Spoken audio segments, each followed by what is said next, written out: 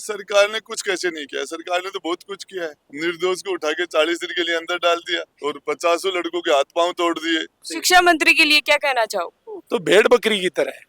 जो नेपाल वाली घटना हुई है वो घटना अगर यहाँ जयपुर में दोहरा दी गई तो फिर क्या होगा इनके साथ में? बैंड बजा देंगे अभी सरकार की। अभी तो ट्रेलर है, फिल्म पूरी बाकी पड़ी हुई है अभी। नमस्कार, मैं रेणुका चौधरी और आप देख रहे हैं द इंडिया मूव्स। राजस्थान में हाल ही में भूचाल सा आया हुआ है।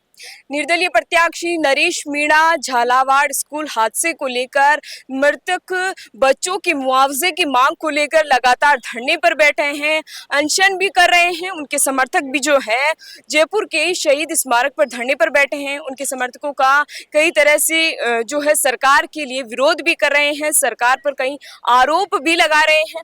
वही क्या सरकार इस फैसले पर, इस मुद्दे पर क्या निर्णय निकाल पाएगी, ये सवाल भी काफी उठ रहा है। तो आइए हम जानते हैं उनके समर्थकों से कि उनका क्या कुछ कहना है। सरकार के लिए क्या कहेंगे मैडम, सरकार को तो आप देख रखा है ना, भाई साहब को जबरदस्त उठा करके हॉस्पिटल में ले गई, जबकि हमारी कोई वही नहीं था। हम तो लगातार हमारा धरना तो चल रहा था। आज 8वां दिन है। आज आए हैं पुलिस इंचार्ज साहब आए हैं तो धरने को खाली करवाने के लिए, तो हम तो अपने एसडीएम कार्यालय पे जाएंगे। वहीं एसडीएम कार्यालय पे धरना? हाँ बिल्कुल, वहाँ धरना देंगे। हम तो धरना देंगे एसडीएम कार्यालय में, जोरदार तरीके से देंगे। बैंड बजा देंगे अभी सरकार की। अभी तो ट्रेलर है, फिल्म पूरी बाकी पड़ी हुई है अभी। देखते जाओ अभी क्या होता है। भूचाल आ जाएगा राजस्थान में, सरकार को झुकना पड़ेगा, 50 लाख रुपए देना पड़ेगा, क्योंकि दलित आदिवासियों का ये कुचलती है, दोनों सरकारें कुचलती हैं। तो इनको समझना पड़ेगा और देना पड़ेगा मुआवजा। 50 लाख रुपए लेके छोड़ेंगे हम। आप नरेश मीणा को बड़े भाई की तरह देखते बड़े भाई मानते हैं बिल्कुल। तो अगर उनके लिए आप क्या कर सकते हैं, अगर उनको आप किस रूप में देखना चाहते हैं कि आगे राजनीति में वो क्या नेतृत्व करें? हम हमारा उनको भविष्य मानते हैं।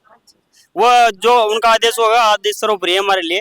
वो XYZ कोई सा भी आदेश हो मानने के लिए तैयार है। अब हमारे साथ राजेंद्र सर मौजूद है। अब उनसे जानेंगे कि इनका जो है ये धरना प्रदर्शन कितने दिनों तक आगे चलता रहेगा और इसका क्या सरकार इस पर कोई निर्णय लेती है, क्या इनकी मांगों को पूरी करती है। जिस दिन ये झालावाड़ में 7 मासूमों की मृत्यु स्कूल के अंदर छत गिरने से हुई थी, उसी दिन से नरेश मीणा का प्रोटेस्ट जारी है। वो वहां गए थे, उन्होंने वहां भी धरना दिया था झालावाड़ में। उसके बाद में झूठा मुकदमा लगा के उनको 40 दिन के लिए जेल में डाल दिया गया और उसके बाद बाहर आने के बाद उन्होंने अनशन किया। अब पुलिस ने जबरदस्ती, उसकी सेहत खराब हो गई थी, डॉक्टरों की भी राय थी और वो नहीं चाह रहे थे, लेकिन जबरदस्ती पुलिस ने उठा के हॉस्पिटल में डाल दिया। वहां भी वो अनशन चालू है और उनके समर्थक झालावाड़ में भी धरना दे रहे हैं। एक सवाल मेरा आपसे ये भी है कि आप भजनलाल सरकार के लिए क्या कहना चाहोगे? सरकार ने कुछ कैसे नहीं किया। सरकार ने तो बहुत कुछ किया है। निर्दोष को उठा के 40 दिन के लिए अंदर डाल दिया और 50 लड़कों के हाथ पांव तोड़ दिए। हमारे नरेश मीणा को जब शुरू में डाला था जेल में तो 50 लोगों के हाथ पांव तोड़े, तो सरकार ने तो तोड़े, जेल में भी डाला है। तो नरेश मीणा का कहना है कि अगर सरकार उनकी बात और उनकी मांगों को पूरी नहीं करती तो वो जेल जाने के लिए भी तैयार है। इस पर आप क्या? नरेश मीणा को ये कुछ भी करे वो रुकेगा नहीं। ये गोली मरवा देंगे और वो दुनिया में नहीं रहेगा, तो भी उसने नया नरेश मीणा एक तैयार और कर दिया है। क्या नाम उसके बेटे का? अनिरुद्ध। वही लड़ाई नहीं चलेगी। वो भी कल लड़का मैंने देखा, उसकी आंखों में करंट था। शिक्षा मंत्री के लिए क्या कहना चाहो? तो भेड़ बकरी की तरह है। जो बकरियां दी है उससे मैं तो उसको गया गुजरा मानता हूँ। अगर बकरी की तरह नहीं होता तो शिक्षा मंत्री बहुत बड़ी अहमियत रखने वाली पोस्ट है, अहमियत रखने वाली जगह है, अहमियत रखने वाले लोगों में से होना चाहिए। अगर 3 बच्चों की पहले राजस्थान में मौत होती है और वो इस शिक्षा के उस ढांचे की घोर लापरवाही की वजह से होती है, तो मेरा मानना है कि कहीं न कहीं इसका, जो हम मानते थे ये ईंट खराब है, ये तो पूरा भट्टा ही खराब निकला। मेरा मानना यह है कि सिस्टम में एके दुके खराब नहीं है, पूरा सिस्टम इस प्रकार से, क्योंकि पर्ची से चल रही सरकार है। भजनलाल भी बेचारा दिल्ली से नियुक्त होकर आया है, इसका दोष ज्यादा मैं नहीं मानता, क्योंकि राजस्थान में बाबा साहब ने जिस समय संविधान बनाया था उस समय कहा था कि अगर मैं आपको संविधान दे रहा हूं, इसके तहत लोकतंत्र व्यवस्था जो लागू होगी वो अच्छी चलेगी, लेकिन चलाने वाले लोगों के ऊपर निर्भर करेगा।